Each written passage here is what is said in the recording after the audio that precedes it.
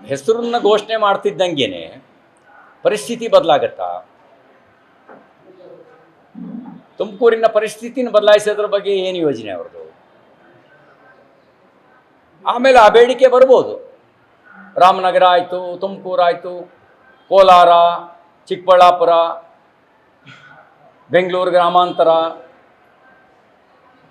ಹಾಗೆ ವಿಸ್ತರಿಸುತ್ತಾ ಚಿತ್ರದುರ್ಗದವರೆಗೂ ಹೋಗ್ಬೋದು. ಆಮೇಲೇನು?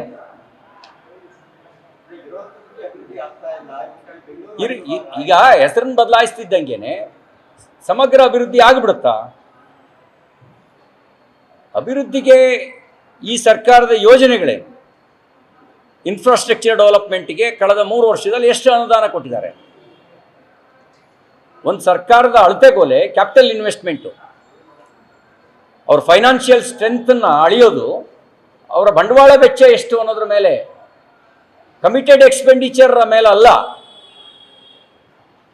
ಈಗ ಇದರಲ್ಲಿ ಒಂದು ಕ್ಯಾಪಿಟಲ್ ಎಕ್ಸ್ಪೆಂಡಿಚರ್, ಇನ್ನೊಂದು ಕಮಿಟೆಡ್ ಎಕ್ಸ್ಪೆಂಡಿಚರ್. ಕಮಿಟೆಡ್ ಎಕ್ಸ್ಪೆಂಡಿಚರ್ ಮೇಲೆ ಆ ಸರ್ಕಾರದ ಅಳೆಯಲ್ಲ, ಕ್ಯಾಪಿಟಲ್ ಇನ್ವೆಸ್ಟ್ಮೆಂಟ್ ಮೇಲೆ ಅಳೆಯೋದು. ಕ್ಯಾಪಿಟಲ್ ಇನ್ವೆಸ್ಟ್ಮೆಂಟ್ ಎಷ್ಟು ಉದ್ಯೋಗ ಸೃಷ್ಟಿಯಾಗಿದೆ, ಖಾಸಗಿ ವಲಯದಲ್ಲಿ ಎಷ್ಟು ಉದ್ಯೋಗ ಸೃಷ್ಟಿಯಾಗಿದೆ, ಸಾರ್ವಜನಿಕ ವಲಯದಲ್ಲಿ ಎಷ್ಟು ಉದ್ಯೋಗ ಸೃಷ್ಟಿಯಾಗಿದೆ, ಸರ್ಕಾರಿ ವಲಯದಲ್ಲಿ ಎಷ್ಟು ಉದ್ಯೋಗ ಸೃಷ್ಟಿಯಾಗಿದೆ, ಇದ್ರ ಮೇಲೆ ಅಳೆಯೋದು.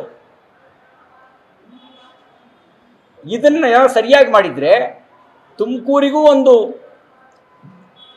ಐಡೆಂಟಿಟಿ, ಒಂದು ರೆಸ್ಪೆಕ್ಟು ತುಮಕೂರು ಹೆಸರಿಗೆ ಬರ್ತಿತ್ತು. ಈ ಮೈಸೂರು ಮಹಾರಾಜರು ಮೈಸೂರನ್ನೇ ಒಂದು ಇಂಟರ್ನ್ಯಾಷನಲ್ ಬ್ರ್ಯಾಂಡ್ ಮಾಡಿದರು. ಮೈಸೂರನ್ನೇ ಒಂದು ಇಂಟರ್ನ್ಯಾಷನಲ್ ಬ್ರ್ಯಾಂಡನ್ನು ನಾಲ್ವಡಿ ಕೃಷ್ಣರಾಜ ಒಡೆಯರ್ ಮಾಡಿದರು.